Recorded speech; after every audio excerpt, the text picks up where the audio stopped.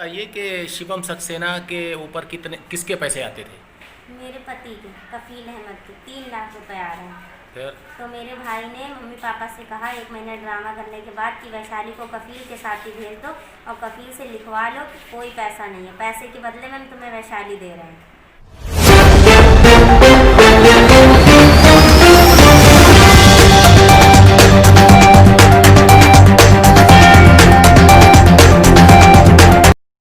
और KGN India news में आपका स्वागत है। सपा जिला अध्यक्ष के कार्यकर्ता पर लगा आरोप और उसके साथ साथ सपा जिला अध्यक्ष तनवीर खां पर भी आरोप लगा।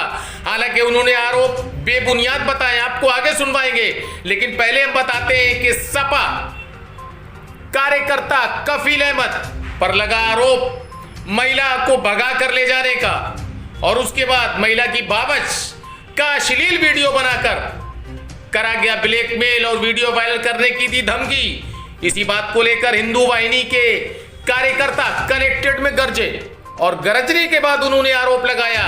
उनका यह कहना था कि सपा जिला अध्यक्ष का चचेरा भाई है कफील अहमद। उधर सपा जिला अध्यक्ष तनवीर खां ये कहना है कि मेरा कोई चचेरा भाई नहीं। आरोप सरासर बेबुनियाद है। विस्तार से आपको हम सुनवाएंगे कि आखिर मामला क्या था, क्या क्या आरोप लगे सपा जिला अध्यक्ष तनवीर खां और उनके कार्यकर्ता कफील अहमद के ऊपर। आइए विस्तार से सुनवाते हैं। अन्याय हुआ, अन्याय किस प्रकार का ये मैं क्या बताऊं, मुझे शर्म आ जाएगी बताने में। उस कार्यकर्ता के साथ उसी पार्टी का जिला अध्यक्ष के कार्यकर्ताओं ने, चचेरे भाइयों ने मिलकर जो अन्याय किया है, जो विश्वासघात करा है, अगर आप सुन लोगे तो आप सबके कान में से खून निकल आएगा, आपका खून खोलने लगेगा। हम सबके बीच में आज शिवम सक्सेना मौजूद है।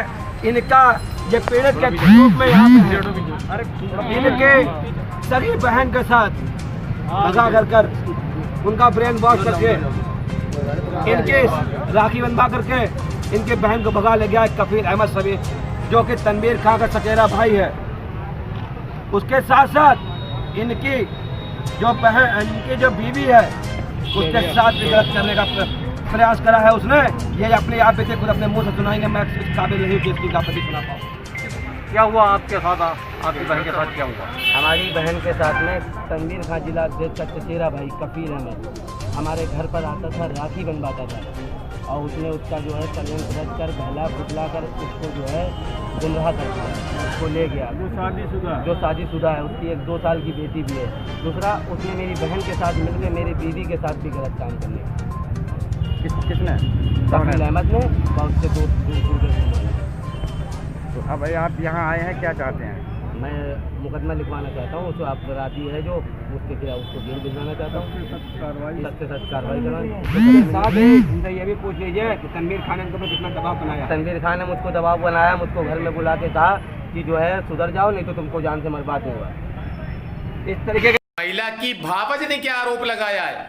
महिला की भावज का ये कहना है कि मेरी ननद से उनने वीडियो बनवाया और वीडियो बनवाने के बाद में उसने वायरल करने की धमकी दी और कहा नहीं तो अश्लील संबंध बनाओ। क्या कुछ कहा महिला की भावज ने, आइए हम सुनवाते हैं। मेरी प्रॉब्लम ये है, मुझे इंसाफ चाहिए सर। मेरी ननद ने मेरी वीडियो बनाई है और वो कफील अहमद और दो रिलेशन है ना वो दिखाई है। अब वो वीडियो मुझे दिखाकर वो मुझे प्रताड़ित करते हैं कि मैं ये वीडियो वायरल कर दूंगा और मेरे संग में बदतमीजी करते हैं कि ऐसा करो, गलत काम करो, नहीं तो मैं तुम्हारी वीडियो वायरल कर दूंगा और मैं तुम्हारे हस्बैंड को मरवा दूंगा, ये करवा दूंगा, वो करवा दूंगा। हालांकि इस मामले में सपा जिला अध्यक्ष से जब पूछा तो क्या कहना था उनका, आइए आपको हम सुनवाते हैं। मेरी समझ में तो कोई ऐसा मामला नहीं मेरे संज्ञान में बाद में आया। मुझे ये पता था कोई आपसी विवाद चल रहा है। शिवम सक्सेना ने एक बार मुझे कहा कि कोई मेरी कफील से बातचीत है, मेरा मसला है, उसे निपटवा दें, लेकिन कोई भी ये इस बात का खुलासा मुझसे नहीं किया कि क्या मामला है। मेरे पास आए थे शिवम सक्सेना, उनके परिवार वाले, उनके माँ बाप जो भी थे सभी लोग आए, परिवार के लोग सब आए। मैंने बात सुनी, कफील को बुलाया और काफ़ी समय के बाद कफील को बुलाया। कफील से भी मुलाकात काफ़ी दिनों के बाद हुई थी हमारी, बुलाया। और सबसे बड़ी चीज़ ये है कि अगर कोई आदमी अगर पार्टी से जुड़ा है, अगर कोई कार्यकर्ता से अगर कोई भी गलती या मिस्टेक होती है तो उसका जिम्मेदार ऐसा तो है नहीं कोई उसका बड़ा लीडर या उसका मुखिया कोई काम करा रहा है। पहले उसकी जांच पड़ताल करानी चाहिए कि आखिर वो उसमें शामिल है या नहीं है, और काम कैसे हुआ, क्या हुआ, ये इसकी भी पूरी जांच होना चाहिए कि किस तरीके से हुआ। लेकिन हमने अपनी तरफ से कफील को जो भी हो सकता था उनको अपने स्तर से मैंने डांटा, समझाया, लेकिन लड़की का कोई भी मैटर इस टाइप का नहीं। मेरे सामने जो बात आई वो ये आई थी, कह दिया था जब बात हुई थी कि हाँ मेरा इनसे कोई संबंध नहीं। कफील ने कहा मेरी कोई बात नहीं। मेरे सामने जब बात आ गई कोई बात नहीं तो बात ख़त्म हो गई। तो मेरे सर से ये बोझ हट गया, क्योंकि मुझे कुछ मालूम नहीं था। जब मेरे पास ये पक्ष आया था तो मैंने ये मुझ पर गलत इल्ज़ाम लगा रहे हैं कि मैंने कफील का मदद की या कफील के किसी भी काम में मैं शामिल हुआ, लेकिन नहीं, ये सिर्फ जानबूझ के निराधार आरोप इसलिए लगाए जा रहे हैं। मेरी राजनीतिक छवि और जो बेदाग छवि सभी लोग जानते हैं। मेरे ऊपर कोई आज तक लांछन नहीं है। मैंने कभी किसी के साथ नाइंसाफ़ी नहीं कही, चाहे मेरा रिश्तेदार हो, चाहे मेरा सगा भाई क्यों ना हो। इंसाफ की बात मैं करता हूँ। जितनी बात थी उतनी बात मेरे सामने हो गई, लेकिन कोई भी मसला ऐसा नहीं आया जिससे ये साबित होता कि लड़की कफील के साथ चली गई या जाने वाली है। ऐसा कोई मामला मेरे सामने नहीं आया। अच्छा, आपके सामने दोनों अपनी अपनी जगह हट गए थे? हाँ, दोनों अपनी जगह। जो लड़की मेरे सामने, मैं आज भी कफील की वाइफ को नहीं जानता हूँ, मैंने चेहरा ही नहीं देखा उसका। मैंने तो शिवम जो परिवार के माँ बाप आए थे और उनके परिवार में जो भी थी लड़की वो आई थी, और कोई जो आरोप लगा रहे हैं कि जान से मारने की धमकी दी, और उनकी पत्नी लगा रही है कि मुझे इस तरीके से कहा कि तुम्हारे पति को ख़त्म करा दिया जाएगा। ये सब निराधार आरोप है। ये जानबूझकर इसलिए बदनाम करने की साजिश है। ये विरोधी लोगों की गोद में बैठ गए हैं और इन्हें खुद कुछ नहीं मालूम। जो ये कार्रवाई कर रहे हैं खुद इन्हें नहीं मालूम कि प्रार्थना पत्रों में क्या लिख रहे हैं, क्या है सही और क्या है गलत, इनको तो खुद नहीं मालूम है।